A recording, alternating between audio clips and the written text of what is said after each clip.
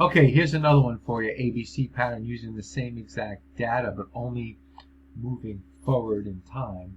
This was the original point that we used, okay, to calculate the sell zone up here. Now we're going to use this point, okay? So what we're going to do is, when the market makes this low, we're going to go to the left. We're going to find this point here. What's the highest point in between B and this one? A.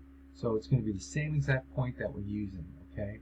So we're going to use the 135.912, 135.91. That's going to be the reference high, or the reference high that's the highest in this series right here. Okay, we found that by finding this recent low, okay, to find the C zone sell area. So what we're going to do is we're going to take the difference between 135.92 and this low right here of 133.98 out.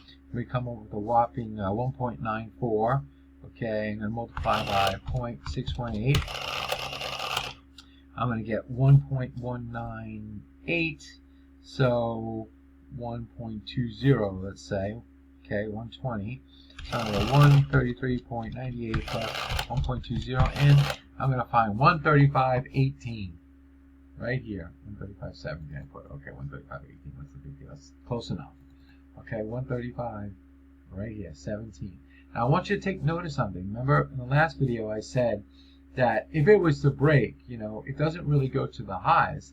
There is, the high point closes. Now look at it, just stop right at this close. I mean, it's not perfect. I mean, it's not the best example, but look, this close did act as the deterrent. Perfect. Now, what was the target points?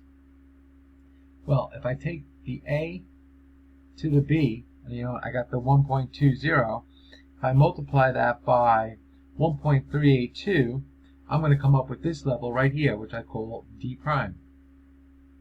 Okay, and then I'm going to get D, which is, the 1.20 multiplied by 1.618, and I'm going to get right here, like 132.78-ish. Now, what happened? Now, this is still in play in all reality, okay?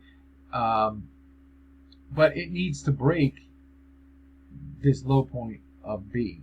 But so this is still in play, okay? However, if it breaks up above C, it washes this whole thing out. But in reality, what are you going to do as a short-term trader?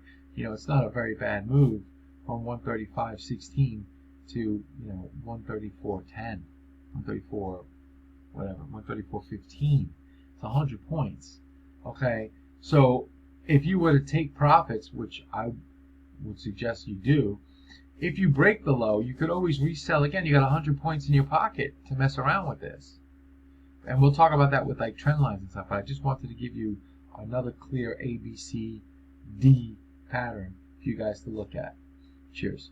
I'm glad I just got a text. It is true that this other one, the first one that we found, is still good as well, because the top wasn't taken out.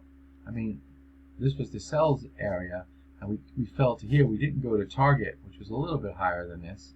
I think it was 60, 133.60.